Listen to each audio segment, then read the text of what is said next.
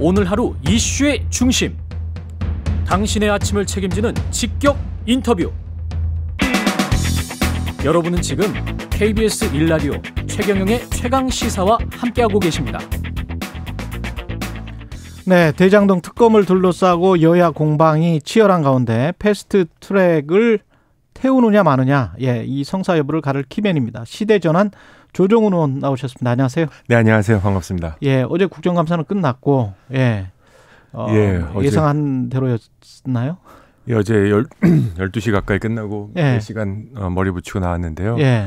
논리하고 증거가 아니라 누가 목소리 높은가 고성이었고요. 서로 막 방말까지 주고받으면서 민생국가 외쳤지만 다들 자기 누구 지키기에 급급한 국감이 아니었나 하는 부끄러움과 면목 없음이 있습니다. 국감 끝났지만 이 대장동 특검은 지금 계속 될 것 같습니다. 이것과 관련해서는 특검 이슈는 이게 패스트트랙 아니면 국회의장 직권 산정인데 그거는 생각하기가 좀 힘들 것 같고 의원님이 지금 법사위에서 키맨인 거는 사실이고 캐스팅 보터 역할입니다. 일단은 대장동 특검에 관해서는 어떻게 생각하세요?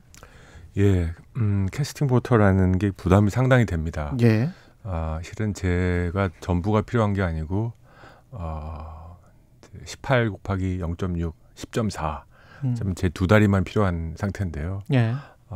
대장동 특검은 김건희 특검의 그 조사 내역하고는 좀 차원이 다른 거라고 저는 생각합니다. 어떤 점에서? 이번의 경우는 정말 수조 원 또는 수천억 최소한 부정이익이 주고받아졌고 지금 우리가 얘기하는 이재명 당대표와 곽상도 전 의원 정치인뿐만 아니라 양승태 대법관, 박영수 특검, 그래서 우리 사회 기득권들이 똘똘 뭉쳐서 정말 일반 서민들은 생각하지도 못하는 천문학적인 부정이익을 취득한 거라 생각합니다. 지난 대선은 어떻게 보면 대장동 대선이라고 할 정도로 다른 거 아무것도 기억 안 나고 대장동만 기억납니다. 그래서 저는 국민의 한 사람으로서 어떤 일이 벌어졌고 누가 부정이익을 취했고 가장 중요한 건 그 부정이익을 우리 사회가 다시 환수해야 된다고 생각합니다. 그래서 진실은 밝혀져야 되는데 제가 고민한 지점은 과연 이 시점에서 특별검사라는 이 제도가 가장 효율적인가. 특검이란 게 굉장히 날카롭고 강력하고 그래서 또 부작용도 적지 않은 제도거든요.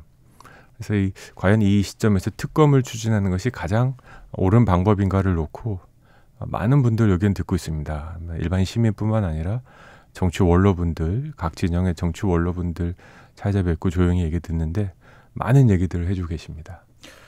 지금 그러면 검찰이 수사를 잘하고 있습니까?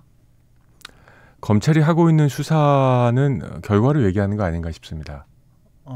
그 방향이 가령 김건희 특검도 이제 반대를 하셨었잖아요. 그러면 이제 관련해서 재판 과정에서 어떤 또 다른 정황들, 녹취록들이 나왔는데 그것과 관련해서는 소환 조사를 할지 뭐 아무것도 없거든요. 그러면 이제 일반 국민들이 봤을 때는 김건희 여사도 제대로 수사를 하고 이재명과 관련돼 있는 이재명 당대표와 관련돼 있는 대장동도 제대로 수사를 하고 있는 게 맞는가 이런 의심이 들 수도 있거든요.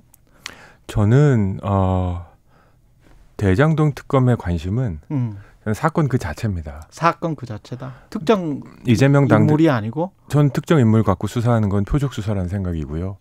그것이 이재명 대표를 향한 것이든 김건희 여사를 향한 것이든 저는 수사는 사건을 수사해야 된다고 믿습니다. 그러면 다시 한번 여쭤보면 검찰은 지금 특정 인물이 아니고 그 사건을 잘 따라가고 있습니까? 대장동의 경우? 대장동의 경우는 저는 수사 결과가 언제 나온지 모르지만 이제 법사위에서 이제 이원석 검찰총장, 이제 한동훈 장관들에게 여러 의원들이 질문하는 정황으로 봤을 때, 또 언론 상황을 봤을 때 곧 1차 최소한 수사 결과가 나올 것 같다라는 생각이 들고요.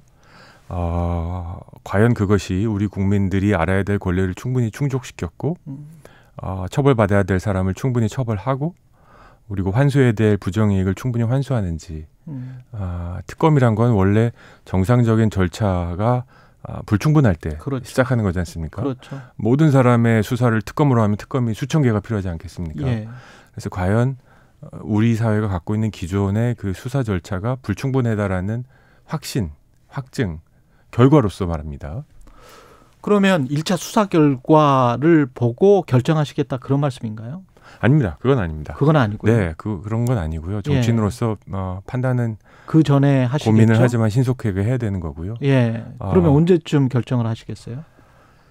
저는 아직 특검 법안도 보지를 못해가지고요. 무슨 법안에 찬성할지 말지 아직 그렇죠. 법안이 나왔나요?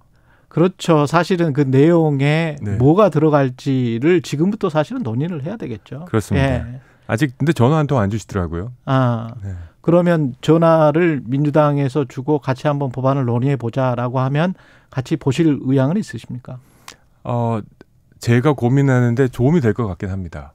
고민하는데 도움이 될 것 같긴 하다. 다들 특검 찬성안 아니냐 10분에 한 번씩 문자를 주시고 언론인들이 또 많은 시민들이 찬반 국감한 동안 아주 혼났습니다. 근데 그렇죠. 뭘 찬성할지 말지 아직 구체적인 그렇죠. 뭘 하자는 건데. 그렇습니다. 뭘 하자는 건데. 예. 뭐 무슨 저축은행을 늘지 말지 뭐 여러 가지 얘기를 하지 않습니까? 예. 그리고 매일 뭐 넣어도 좋다 안 넣어도 좋다 지금 바뀌시고. 그래서 과연 민주당이 169명 이번에도 또 당론으로 정해서 전원 찬성할 텐데 내용을 좀 알아야 되겠다. 그거는 저의 어떻게 보면 의무 아닐까 싶습니다. 눈앞에 그 당리당략이나 보이는 바로 눈앞에 보이는 이익에 따라서 가는 것보다는 실체적 진실을 밝히기 위한 법안이고 특검이라면 찬성할 수도 있다 이런 말씀이신 것 같습니다. 요새 하루하루가 이제 살 얼음판을 걷는 것 같습니다. 칼날 위를 걷는 느낌입니다. 정치 시작하고 이렇게 많은 고민과 또 압박 그리고 또 지지를 받아본 게 이제 처음입니다. 매일매일 굉장히 깊은 고민의 시간이고요. 정치를 시작한 지 한 얼마 안 되는 저에게 큰 도전입니다. 그래서 이거 하나는 확실합니다. 후회 없이 하자. 후회 없이 하자. 그리고 국민과 국가에게 뭐가 좋을지 이 정상적인 비정상적으로 돌아가고 있는 정치를 어떻게 정상화시킬지 제가 비록 한 명이지만 이 역할을 할 수 있으면 이것 또한 역사 앞에서 저의 역할이다라는 생각으로 하루하루 살아가고 있습니다. 국민들도 좀 피곤해하긴 하는 것 같아요. 8400님은 이번 기회에 특검에서 마무리 짓고 더 이상 이 문제로 물고 물리는 일이 없어야 합니다. 정말 피곤합니다. 이런 의견. 특검이 아니라면 근데 그 검찰이 지금 말씀하신 대로 이 사건 대장동과 관련된 사건의 정제 관계 그 실체적 진실을 제대로 밝힐 수 있을까? 효과적으로 일을 할 수 있을까? 어떻게 생각하세요? 전 대장동 사건은 지금 책으로 하나가 나와도 아마 책이 나오면 한 500페이지 넘어갈 겁니다. 그래서 사전 이상의 두께일 텐데 우리 국민들이 이렇게 많은 사건 내용을 알고 있는 사건도 드뭅니다. 그래서 검찰도 상당한 부담을 느낄 거라고 생각하고요. 일부만 수사하고 일부는 덮는다면 그렇죠. 네, 국민적 저항이 뭐 절대로 용서하지 않을 것이다. 그래서 진영에 관계없이 명명백백하게 밝히고 저는 지금 관련된 정치인의 처벌 동의합니다. 근데 제가 진짜로 하고 싶은 건 부정이익의 환수입니다. 저는 누군가 이렇게 많은 돈을 벌었으면 누군가 이렇게 많은 눈물을 흘린 거거든요. 대부분 우리 시민들입니다. 그렇죠. 이 억울함 한두 명 감옥 보낸다고 해결될 일이 아니고 부정이익을 국가를 환수하고 이걸 적정하게 써야 된다. 저는 여기에 방점이 있습니다. 앞으로는 그런 일이 일어나지 않도록 할 수 있는 제도적인 어떤 장치를 해야 되겠다. 화천대유는 5천만 원을 투자하고 투자 수익률이 11만 %가 나왔습니다. 11만 %. 이게 말이 됩니까? 어떤 사람이 11만 % 투자 기회가 있습니까? 다들 우리 사회에서 소위 성 안 사람, 기득권이라고 하는 사람들이 진영에 상관없이 서로 이것만 위해서 눈 감고 넘어가자. 엄청난 돈이 우리 주머니에 생기니까 이것 때문에 분노한 거 아닙니까? 전 이 실체를 과연 무엇이 밝힐 것인가? 검찰이냐 특검이냐 이게 저는 가장 중요한 기준입니다. 아직도 정하지는 못하셨네요. 네. 그 정치적인 뭐 특검이든 검찰의 수사 결과든 또는 법원의 판단이든 무엇이든 간에 그 미래를 가지고 지금 예단을 하고 뭐 민주주의가 태행할 것이다. 아니면은 방탄국회가 될 것이다. 뭐 서로 간에 지금 여야가 이러고 있잖아요. 근데 그 어떻게 보세요? 이런 거친 주장들에 관해서는? 지난주에 민주당이 그 보이콧을 했습니다. 국정감사를. 예. 근데 그 어휘가 문장이 성립되지 않아요. 학생이 숙제를 하기 싫은 것을 보이콧이라고 하지 않습니다. 수학여행을 제주도로 보내줘라. 그래서 보이콧은 할 수 있습니다. 자신의 권리를 포기하는 건 보이콧이지만 자기의 의무를 태만히 하는 건 그냥 직무유기예요. 예. 저는 민주당이 특검을 받아라.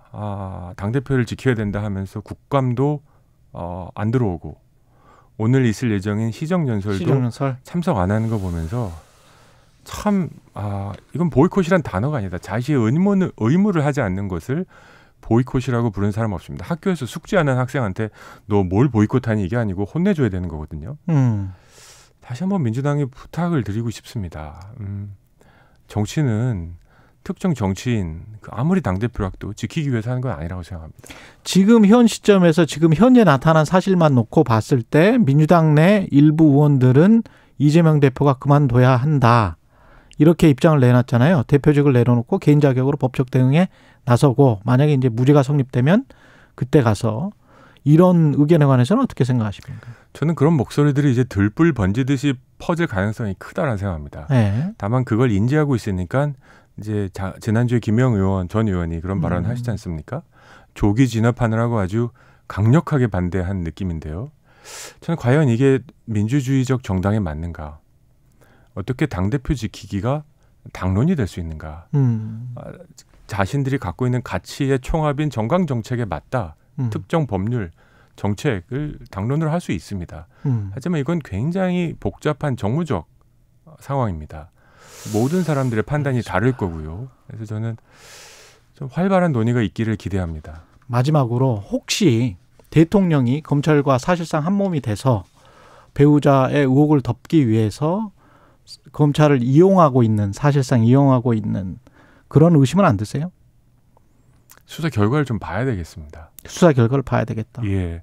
근데 검찰이 대통령이 되시고 견제 장치가 느슨해졌다라는 저도 인지합니다. 그리고 그런 위험이 있다고 생각합니다. 그래서 법사위에서 그런 부분을 계속적으로 건드리려고 그리고 또 이제는 검찰이 아니라 감사원까지 나서서 이제 마치 비행기의 양날개인 양 수사를 진행하는 모습 부적절하다고 생각하고요. 감사원의 정치적 독립을 위한 법률 개정에 저는 적극적으로 참여할 예정입니다. 알겠습니다. 여기까지 듣겠습니다. 예, 시대전환 조종은 의원이었습니다. 고맙습니다. 네, 감사합니다. 예, KBS 1라디오 최경영의 최강시사 1부는 여기까지입니다.